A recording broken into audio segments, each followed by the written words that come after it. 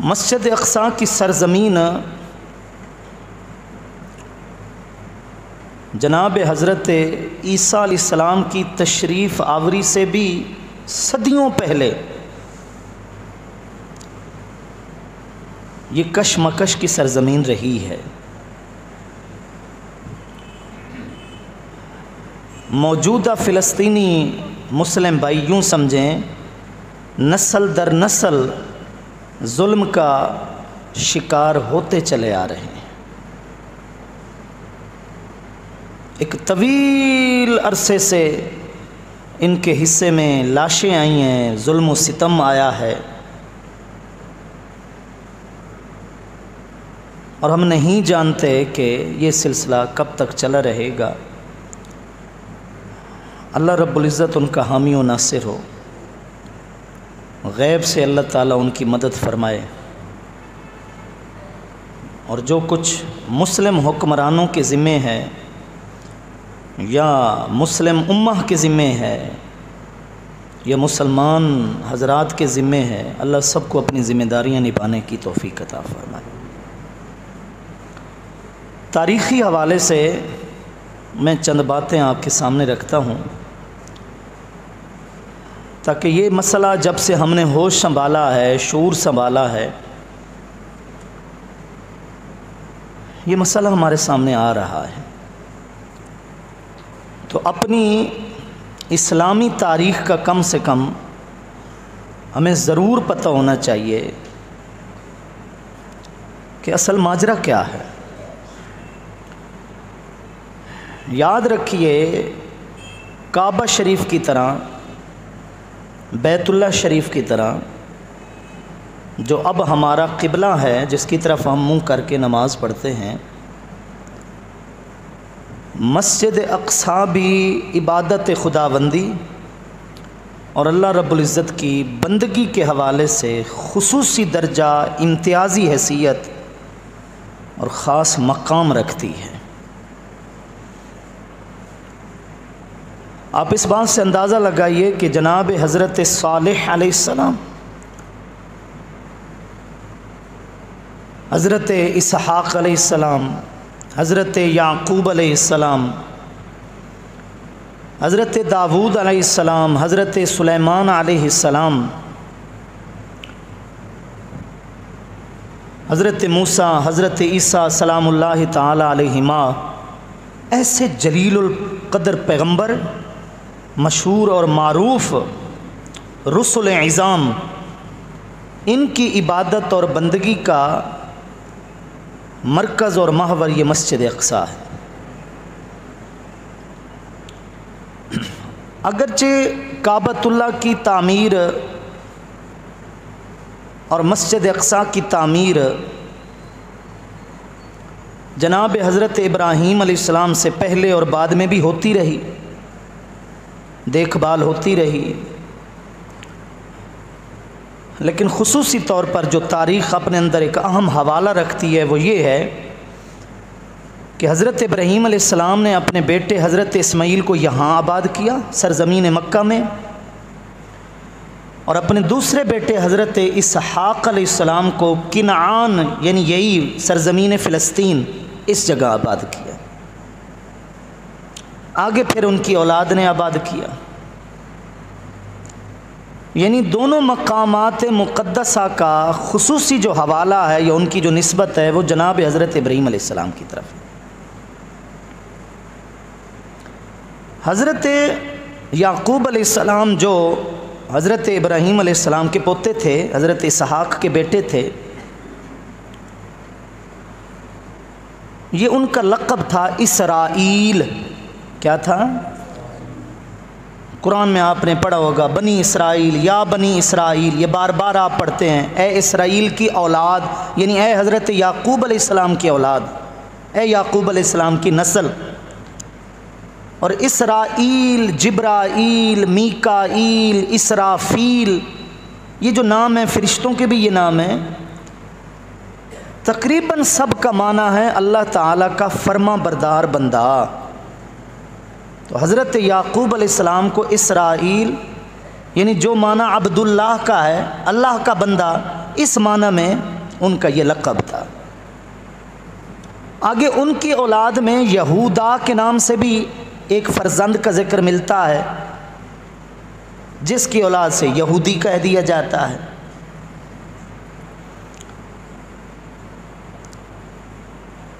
बहरहाल मस्जिद अक़सा की तामीर और उसकी आबाद करने में हज़रत इब्राहीम अलैहिस्सलाम की औलाद का खुसूसी तौर पर ज़िक्र है।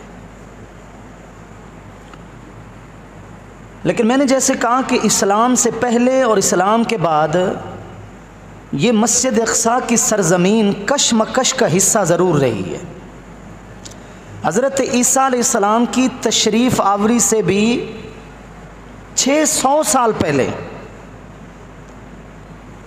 यानी हमारे नबी करीम सल्लल्लाहु अलैहि वसल्लम की तशरीफ़ आवरी हज़रत ईसा अलैहिस्सलाम के ज़िंदा आसमान पर उठाए जाने के भी 550 साल के बाद हुई है, 570-71 बरस के बाद हुई है। और मैं आपको हवाला दे रहा हूँ कि हज़रत ईसा अलैहिस्सलाम की तशरीफ़ आवरी से भी तकरीबन 600 साल पहले एक मशहूर बादशाह गुज़रा, ज़ालिम जाबिर बादशाहों में उसका नाम आता है। बोलने में ऐसे ही बोल जाते हैं, लिखने में भी चूँकि ज़बर ज़ेर पेश नहीं लगा हुआ होता उर्दू के अंदर, तो बोल जाते हैं कि बख्त नसर, लेकिन उसका नाम जो है, उसका जो तलफ़्फ़ुज़ है सही अरबी ग्रामर के अतबार से, उसका नाम था बुख्तु नस्सारा, बुख्तु नस्सारा। तो बुख्तु नस्सर ने हज़रत ईसा अलैहिस्सलाम की भी तशरीफ़ आवरी से 600 साल पहले हमला किया था और 1 लाख यहूदियों को उसने ग़ुलाम बनाकर इस शहर से निकाला था। ये सिलसिला ईसाइयों और यहूदियों के दरमियान चला रहा। इस्लाम के बाद अहद फ़ारूकी में जनाब हज़रत उमर फ़ारूक रज़ी अल्लाह तआला अन्हु की खिलाफत के ज़माने में हज़रत अम्र बिन आस और हज़रत अबू उबैदा रज़ी अल्लाह तआला अन्हुमा के हाथों ये इलाका फ़तह हुआ। बैतुल मक़दिस बोलें ठीक है, बैतुल मुक़द्दस बोलें ये भी ठीक है, मस्जिद अक़सा ये वैसे ही एक शोहरत का बायस है।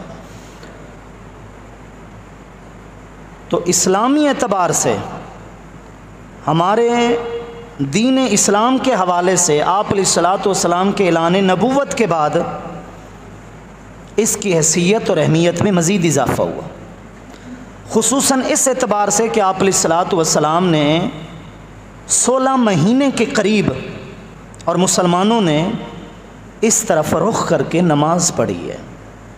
जैसे अब हम काबा की तरफ रुख करके नमाज़ पढ़ते हैं, हमारा क़िबला अव्वल आप अलैहिस्सलाम ने ऐलान नबूवत के बाद तकरीबन 16 महीने यानी 1.5 साल समझें तकरीबन, ये अरसा आप अलैहिस्सलाम ने मस्जिद अक़सा की तरफ मुँह करके नमाज भी पढ़ी है। इस एतबार से भी ये हमारे लिए काबिल एहतराम है। फिर आप अलैहिस्सलाम ने इस हद तक इरशाद फरमाया है कि मस्जिद अक़सा में एक नमाज 1000 नमाज़ों के सवाब के बराबर है। बल्कि इब्न माजा शरीफ के अंदर एक रिवायत मिलती है कि एक ख़ातून ने आप अलैहिस्सलाम ने मस्जिद अक़सा के मुतालिक पूछा। आप अलैहिस्सलाम ने नमाज के हवाले से फ़जीलत भी बताई, हुक्म भी दिया। तो उस औरत ने अर्ज़ की कि अगर हम इस्तिताअत ना रखते हों मस्जिद अक़सा फ़िलिस्तीन पहुँचने की और उस मस्जिद में जाकर नमाज़ पढ़ने की, तो फिर हम क्या करें, उसकी फ़जीलत भी इतनी है। तो आप अलैहिस्सलाम ने फ़रमाया कि तुम यहाँ से कुछ तेल तो भेज सकती हो जो वहाँ रोशनी के लिए काम आ जाए। रिवायत के अल्फाज हमारे लिए काबिल गौर हैं कि हमारा ताल्लुक़ आप अलैहिस्सलाम ने मस्जिद अक़सा के साथ इस तरह जोड़ा है कि तुमसे जितना हो सकता है तुम्हारी हैसियत के मुताबिक, तुम्हारी इस्तिताअत के मुताबिक तुमने अपने ताल्लुक़ का सबूत ज़रूर देना है मस्जिद अक़सा के साथ। फिर खुसूसन मिराज शरीफ जो आप अलैहिस्सलाम के अज़ीम मोज़ात में से एक बड़ा मोज़ा है। सुबहान अल्लज़ी यसरा बिअब्दी लैलन मिनल मस्जिदिल हराम इलल मस्जिदिल अक़सा। कुरान मजीद की 17 नंबर सूरह बनी इसराइल, सूरह इसरा भी जिसका नाम है, 15वां पारा शुरू हो रहा है। मस्जिद हराम से लेकर मस्जिद अक़सा तक अल्लाह ताला ने सैर कराई। मस्जिद अक़सा का अल्लाह ने ज़िक्र भी किया। इस हवाले से भी दीनी पस मंज़र में मस्जिद अक़सा की अहमियत हम मुसलमानों के यहाँ बहुत बड़ी हैसियत है। और आप अलैहिस्सलाम ने जिस सफ़र को, रख्त सफ़र बांधने को बाइसे शरफ़ करार दिया है, हुक्म भी दिया है कि तुम्हारा घर से निकलना, सफ़र करना, खुसूसन 3 मसाजिद के लिए ये बाकायदा उसका ज़िक्र आया है कि यूँ समझे कदम कदम पे सवाब है तो कि तुम घर से निकले हो, इन 3 मसाजिद की तरफ तुम जाना चाह रहे हो। नंबर 1 मस्जिद हराम, नंबर 2 मस्जिद नबवी और नंबर 3 मस्जिद अक़सा। फिर आप अलैहिस्सलाम ने हदीस शरीफ में खुसूसियत के साथ जिक्र किया कि इस तरफ रख्ते सफ़र बांधो, ये तुम्हारा सफ़र करना इन मसाजिद के लिए होना चाहिए। तरगीब भी दी है आप अलैहिस्सलाम ने। बहरहाल अर्ज़ कर रहा था कि जनाब हज़रत उमर फ़ारूक रज़ियल्लाहु ताला अन्हु के दौर में ये सरज़मीन फ़तह हुई। साल हा साल तक ये सिलसिला मुसलमानों के ज़ेर कब्ज़ा रहा। लेकिन वो एक बात जो अक्सर इस तरह के मौज़ूआत में मैं आपसे कहता रहता हूँ, तारीख़ इस्लामी का पहिया जितना पीछे चलाएंगे उतना हमारा इत्तेहाद, क़ुव्वत ईमानी हमें सही नज़र आएगा। जो ज़माने आप अलैहिस्सलाम के ज़्यादा करीब ज़माने थे उनमें इस्लाम का उरूज था, और जैसे ही तारीख़ इस्लामी का पहिया आगे बढ़ता है और जो ज़माने आप अलैहिस्सलाम के ज़माने मुबारक से दूर होते गए, खैरुल कुरून करनी सुम्मल्लज़ीना यलूनहुम सुम्मल्लज़ीना यलूनहुम का फ़लसफ़ा भी यही है। जो ज़माने आगे बढ़ रहे हैं, बढ़ते गए, दीन से दूरी भी उतनी बढ़ती गई, बेबरकती भी बढ़ती गई। न वो जज्बा ईमानी रहा, न वो ज़ौक़ शौक़ रहा, न वो रूहानी क़ुव्वतें रहीं। 11वीं सदी ईस्वी में सलीबी जंगें शुरू हुईं। सलीब कहते हैं ईसाइयों के निशान को जो टी की तरह होता है, जैसे हम अंग्रेज़ी में टी लिखते हैं, बड़ा टी। तो सलीबी जंगें शुरू हुईं। गालबन पहली जंग में शिकस्त हुई, ये भी एक बहुत बड़ा नुकसान पहुंचा गई मुसलमानों को। और 11वीं सदी ईस्वी में ईसाई बज़ाहिर एक फातिहाना अंदाज में मस्जिद अक़सा में दाखिल हुए और उन्होंने कब्ज़ा किया और उन्होंने वो जुल्म सितम किया कि जो बयान से बाहर है। आज दुनिया भर में ईसाइयों का जो शोहरा है, जो तारुफ है, वो ये है कि जनाब इन्होंने हमेशा रहम दिली का सबक दिया है।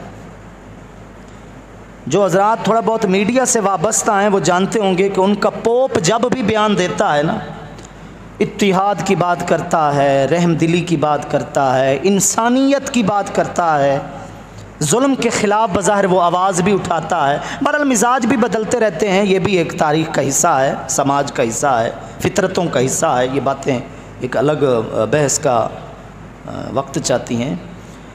लेकिन यही ईसाई जब 11वीं सदी ईस्वी में दाखिल हुए बैतुल मक़दिस में, मस्जिद अक़सा की सरज़मीन में, इन्होंने कोई गोशा नहीं था जो जुल्म सितम का हो और इन्होंने खाली छोड़ दिया हो।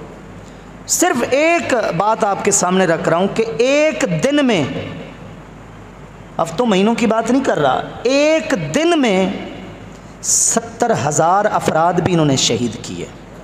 11वीं सदी ईस्वी, ये इस्लाम के बाद की बात कर रहा हूँ। 11वीं सदी ईस्वी, यूँ समझे आज से 1000 साल पहले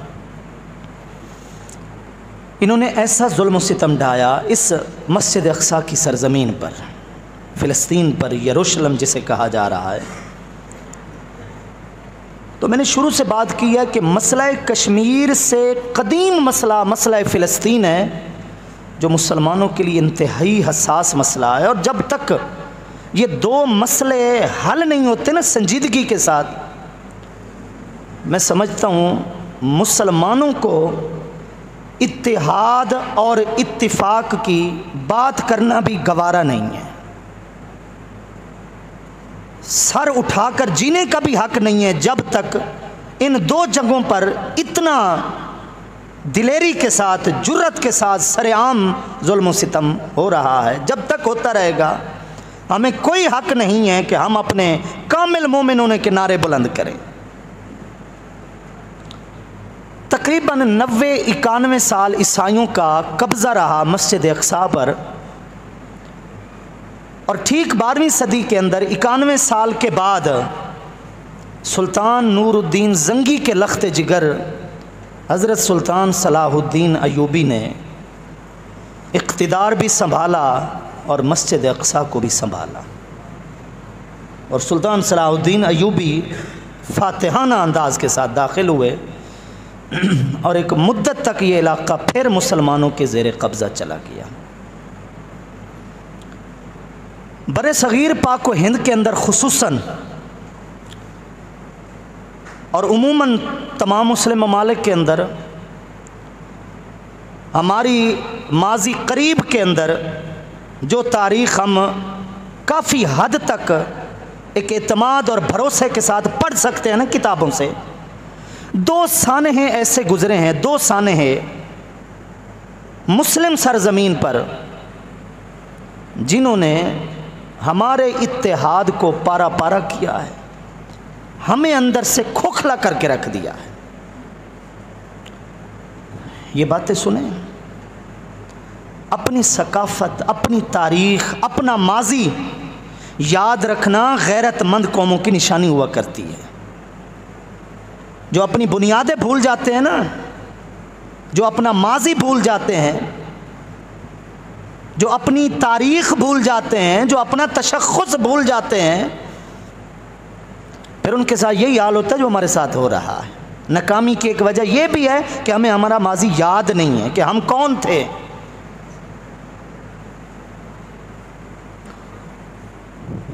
दो सानहे ऐसे गुजरे हैं माजी करीब के अंदर जिन्होंने खोखला करके रख दिया है। नंबर 1, हिंदुस्तान के अंदर बाबरी मस्जिद की शहादत। इतनी बड़ी मस्जिद को हिंदुओं ने चढ़कर हमला किया, तोड़ा, मिस्मार किया, शहीद किया, ईंट से ईंट बजाई मस्जिद की, और 50 से ज़ायद इस्लामी मुल्क सिर्फ देखते रह गए और अब तक देख रहे हैं। नंबर 2, खिलाफत उस्मानिया का ख़त्म हो जाना। ये दूसरा सानिया जैसी तैसी भी थी, लेकिन एक आवाज़ थी जो इस तरह के मौक़े पर लगाम डाल देती थी और हिला के रख देती थी वो आवाज़। लेकिन जब खिलाफत उस्मानिया ख़त्म हो गई, खिलाफत उस्मानिया के दौरान यहूदियों ने बारहा कोशिश की फ़िलिस्तीन में ज़मीन ख़रीदने की, लेकिन हर वक्त के जानशीन और सुल्तान ने वो ज़मीन नहीं दी, क्योंकि वो यहूदियों को जानता था और जानने वाले यहूदियों को जानते हैं। आप अलैहिस्सलातु वस्सलाम जब मदीना शरीफ में आए, इनको शामिल किया मुआहदे में कि ठीक है तुम्हारा हमारा मजहबी इख्तलाफ रहेगा, लेकिन अगर कोई कौम मिलकर हमारे मदीना शरीफ के स्टेट पर हमला आवर होती है तो फिर हम अपने शहर की हिफाजत के लिए, मदीने के तहफ़्फ़ुज़ के लिए हम भी मिलकर मुकाबला करेंगे। उन्होंने कहा ठीक है। गद्दारी की इन्होंने, कुफ़ार मक्का का साथ दिया, जिसकी वजह से ग़ज़वा बद्र, ग़ज़वा उहद, ग़ज़वा हुनैन पेश आए। यानी गद्दारी इनकी नस नस का हिस्सा है। वो हिटलर की तरफ ये एक जुमला मशहूर है ना कि बहुत सारों को मैंने मारा है और कुछ को छोड़कर इसलिए जा रहा हूं तुम्हें पता चले कि मैंने इनको क्यों मारा है।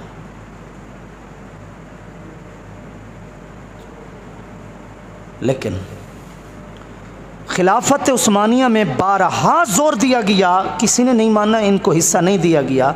और ठीक पाकिस्तान बनने के तकरीबन 1 साल बाद 1948 के अंदर जब बरतानिया और अमेरिका के ज़ेर सरपरस्ती इनको फ़िलिस्तीन के अंदर एक छोटा सा हिस्सा दिया गया वो हिस्सा नहीं दिया गया। दरअसल मुसलमान के दिलों के अंदर खंजर घोंपा गया। बज़ाहिर रियासती हुदूद को भी मुअय्यन किया गया कि इनका ये है इलाका, इनकी ये है सरहद। लेकिन ज़्यादा अरसा नहीं गुजरा, 1948 के बाद जब 1967 दाखिल हुआ तो उन्होंने अपने मक़ासिद हासिल कर लिए। जिनको थोड़ा सा रकबा दिया गया था उन्होंने मस्जिद अक़सा पर कब्ज़ा कर लिया। 1967 और फिर 1973, ये 5-6 साल के फ़र्क से इन्होंने जुल्म और सितम की अपनी अपनी दास्तानें रकम की हैं। ये आज का तो कुछ नहीं है उनके मुकाबले।